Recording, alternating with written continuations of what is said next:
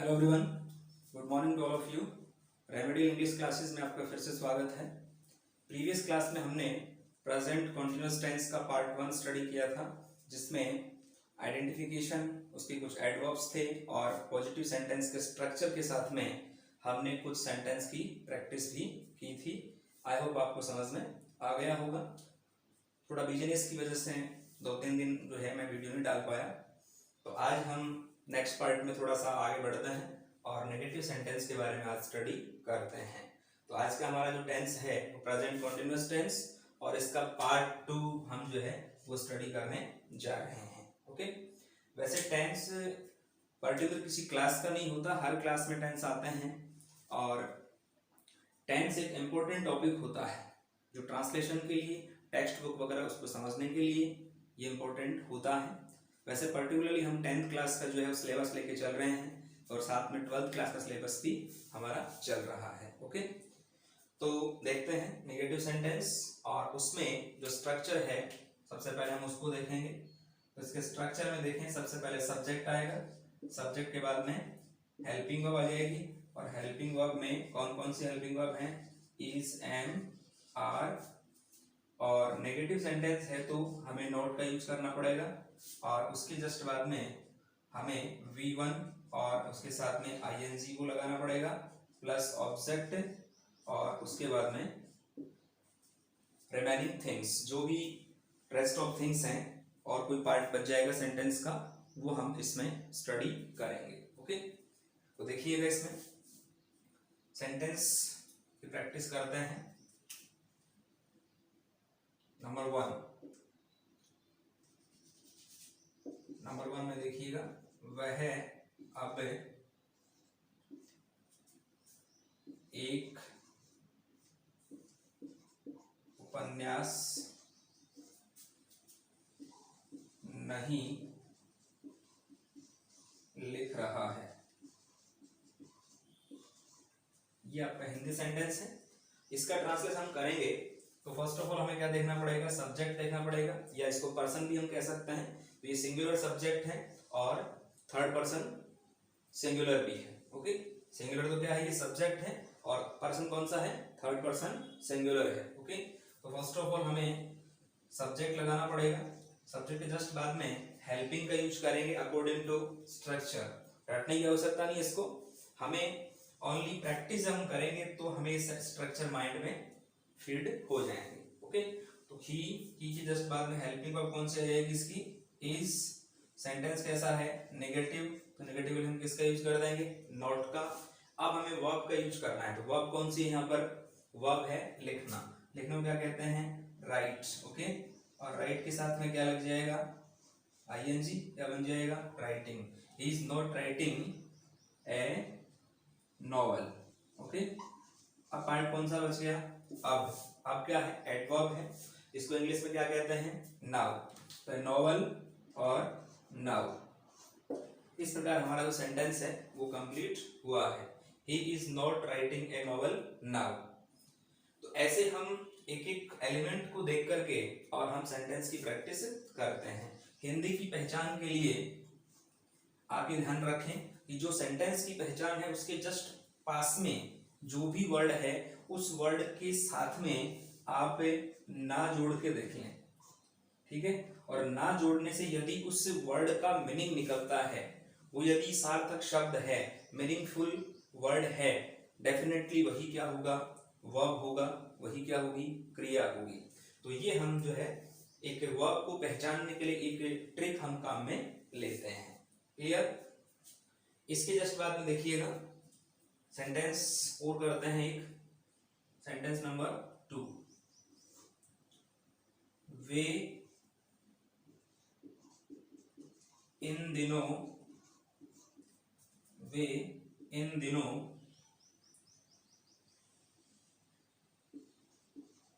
अपने विद्यालय में अध्ययन नहीं कर रहे हैं। वे इन दिनों अपने विद्यालय में अध्ययन नहीं कर रहे हैं।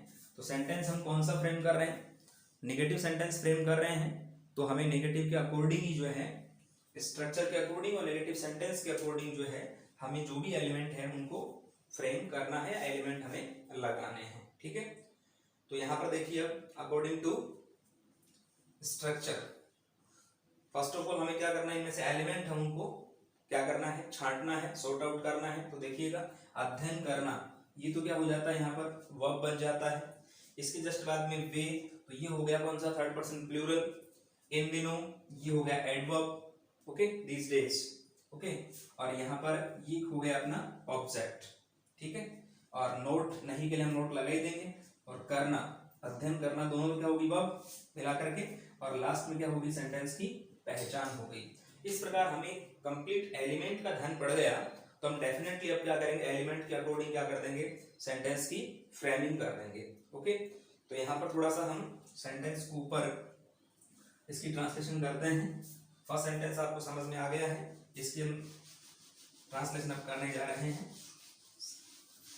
अकॉर्डिंग टू स्ट्रक्चर और अकॉर्डिंग टू एलिमेंट हमें सेंटेंस की फ्रेमिंग करनी है, ठीक है। तो ये ध्यान रखें आप। वे, तो यहाँ पर सब्जेक्ट क्या है, दे, तो सबसे पहले हम क्या लगाएंगे यहाँ पर, दे। इसके जस्ट बाद में अब ये सेंटेंस में सब्जेक्ट जो है वो कैसा है, प्लूरल है, तो प्लूरल सेंटेंस, प्लूरल सब्जेक्ट के अकॉर्डिंग हेल्पिंग कौन सी आ जाएगी, आर। दे आर, फिर सेंटेंस में क्या आ जाएगा, नॉट। दे आर नॉट, क्या नहीं कर रहे हैं, अध्ययन नहीं कर रहे हैं, तो they are not studying. They are not studying, कहाँ अध्ययन नहीं कर रहे हैं, अपने विद्यालय में। तो अपने विद्यालय का मतलब क्या हो गया, दे के अकॉर्डिंग देयर। देयर अपने विद्यालय में, in their, okay, in their school. और इन दिनों, इन दिनों का मतलब एडवर्ब हो गया ये, तो इन दिनों को इंग्लिश में कहते हैं दीज डेज। इस प्रकार से हमारा सेंटेंस फ्रेम हो जाता है। तो सेंटेंस फ्रेम करने में प्रॉब्लम कब आती है, जब हमें एलिमेंट्स का पता नहीं होता है। यदि हमें एलिमेंट का पता है तो डेफिनेटली सेंटेंस फ्रेमिंग में कोई प्रॉब्लम नहीं आएगी। तो ये हमारा सेंटेंस जो है वो फ्रेम हो गया है। तो हमने सिंगुलर सब्जेक्ट को भी देखा, प्लूरल को भी देखा। यदि आई होता है तो आई के साथ में हेल्पिंग कौन सा आ जाता है, एम आ जाता है, ओके। एक हम एग्जाम में सेंटेंस कैसे आते हैं उनको देख लेते हैं कि आपको एग्जाम में अगर सेंटेंस आए तो आप किस प्रकार से उनको फ्रेम करेंगे। तो फर्स्ट ऑफ ऑल देखिएगा, यहाँ पर एग्जाम में जब भी कोई सेंटेंस आएगा तो वो इस प्रकार से जो है यहाँ पर क्या मिलेगा, यहाँ पर ब्लैंक ब्लैंक मिलेगा, ओके। और ब्रैकेट में यहाँ पर क्या मिल जाएगा, यदि सेंटेंस अगला क्या बनवा रहा है, नेगेटिव बनवा रहा है, तो नोट के साथ में वर्ब की फर्स्ट फॉर्म मिल जाएगी। सेंटेंस नेगेटिव बनवा रहा है तो नोट के साथ क्या मिलेगा आपको, वर्ब की फर्स्ट फॉर्म मिलेगी। अब हमें क्या करना है, अब हमें यहाँ पर जो दीज डेज है, दीज डेज क्या है, एडवर्ब है। तो सेंटेंस की एडवर्ब को देख करके और हमें ब्रैकेट में जो है वो correct form of the verb को फिल करना होगा। कोई भी एग्जाम हो उसमें इसी प्रकार से जो फिल इन द ब्लैंक्स वाला मैटर आता है, ठीक है। तो यहाँ पर हम क्या देखेंगे, दीज डेज देखेंगे। तो दीज डेज का मतलब क्या हो गया, दीज डेज का मतलब इन दिनों, मतलब क्या है, ये एडवर्ब है। और एडवर्ब कौन से टेंस का है, प्रेजेंट कॉन्टिन्यूअस टेंस का है। इसलिए यहाँ पर हम क्या लगाएंगे, इस सब्जेक्ट को देख करके और हम यहाँ पर सबसे पहले तो क्या लगाएंगे, हेल्पिंग वर्ब लगाएंगे। देखिए अकॉर्डिंग हेल्पिंग कौन सा आएगा, आर आएगा। सेंटेंस में नोट दे रखा है ऑलरेडी, तो इस नोट को हम यहाँ पर एज इट इज मेंशन कर देंगे। और उसके बाद में क्या करेंगे, वर्ब फर्स्ट आईएनजी। तो ये स्टडी, और स्टडी के साथ में क्या लगा दिया हमने, आईएनजी, क्या बन गया, स्टडिंग बन गया। इस प्रकार से फिल इन द ब्लैंक्स को हम जो है वो सेटअप करेंगे और हमारा सेंटेंस इस प्रकार से सही हो जाएगा, ओके। तो एग्जाम के अकॉर्डिंग मैंने आपको बताया कि एग्जाम में इस तरह से सेंटेंस आते हैं, और ट्रांसलेशन करने के लिए मैं सेंटेंस आपको सामने बता ही रहा हूँ। तो जो भी मेथड है, जिस किसी मेथड से आपको क्वेश्चन पूछा जाए उसी मेथड से आपको जो है यहाँ पर मेंशन करना है, जो भी एलिमेंट आपको मेंशन करने हैं, ओके। तो आई होप ये मैटर आपको समझ में आ गया होगा। इसके जस्ट बाद में हम बात करते हैं इंट्रोगेटिव सेंटेंस की। कौन सा सेंटेंस की, इंट्रोगेटिव सेंटेंस की, ओके। और इंट्रोगेटिव सेंटेंस में सेंटेंस बनेंगे हमारे कितने, 2 सेंटेंस बनेंगे। कितने सेंटेंस बनेंगे, 2 सेंटेंस बनेंगे। और मेथड वही होगा टू सेंटेंस का, कोई दिक्कत वाली बात नहीं है, मेथड वही होना है। अब इंट्रोगेटिव सेंटेंस जब हम देखेंगे तो देखिएगा इसमें इंट्रोगेटिव सेंटेंस INTERROGATIVE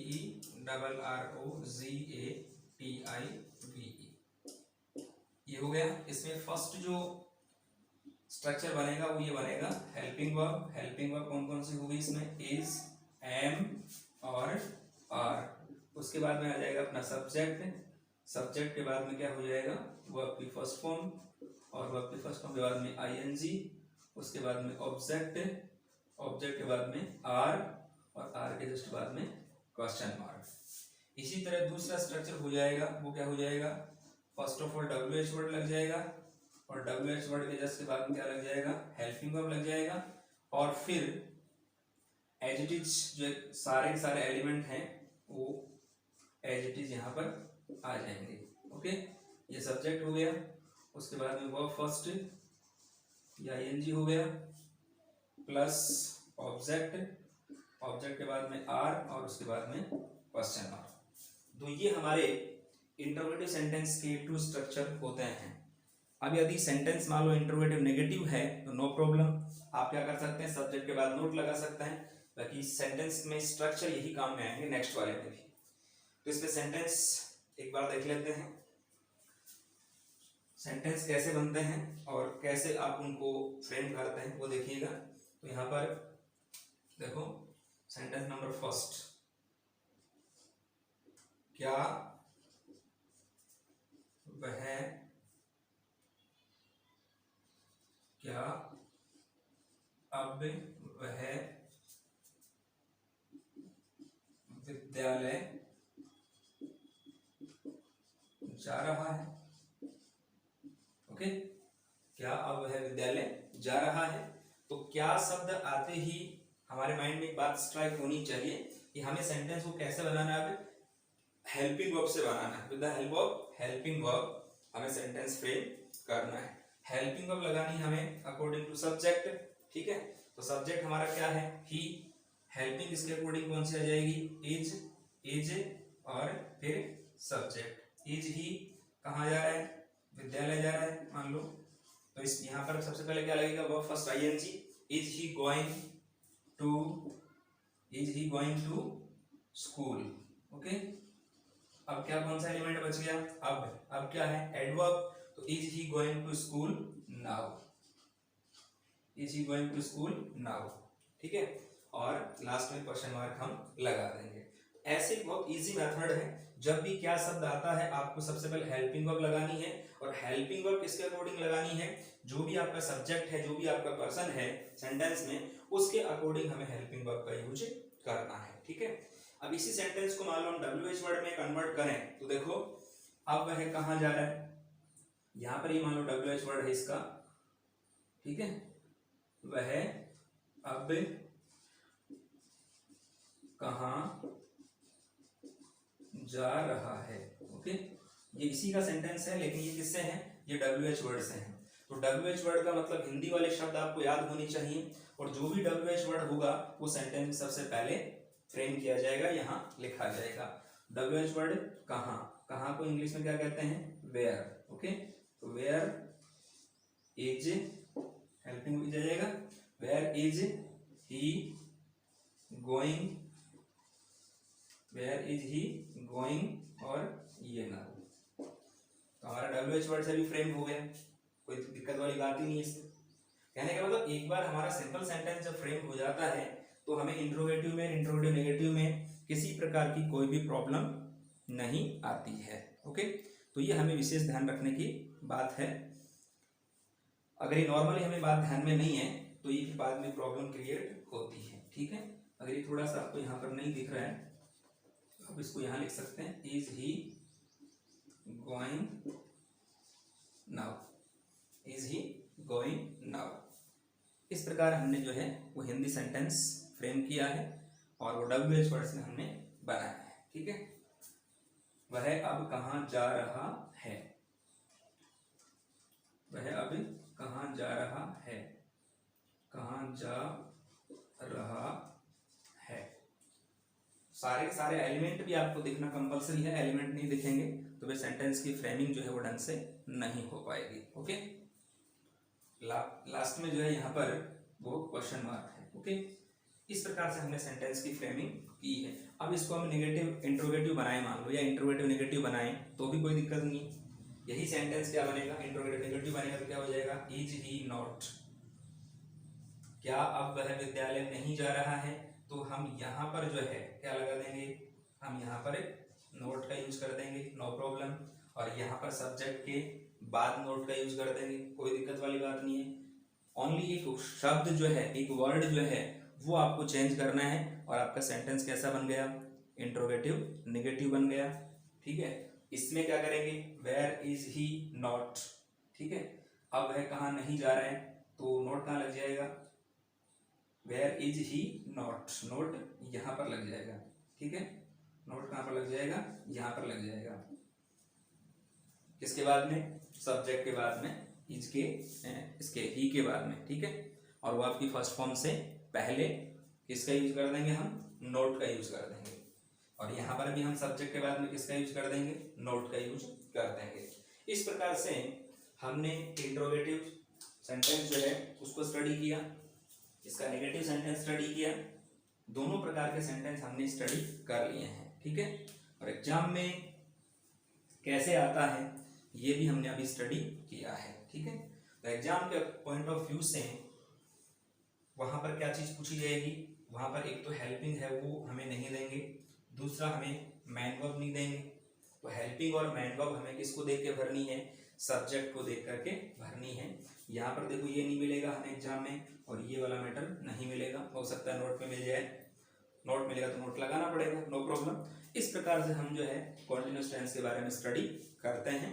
और ये प्रैक्टिस ही मैंने आपको करवाई है, आपने प्रैक्टिस की है, आपको और भी प्रैक्टिस करनी है। बहुत इजी मेथड है। पार्ट थर्ड का आपको वेट करना है। पार्ट थर्ड में हम जो है कुछ एक्सेप्शंस के बारे में स्टडी करेंगे, बहुत इंपॉर्टेंट एक्सेप्शन है जो हो सकता है आपने देखे, हो सकता है आपने कुछ एग्जाम्पल्स नहीं देखे होंगे।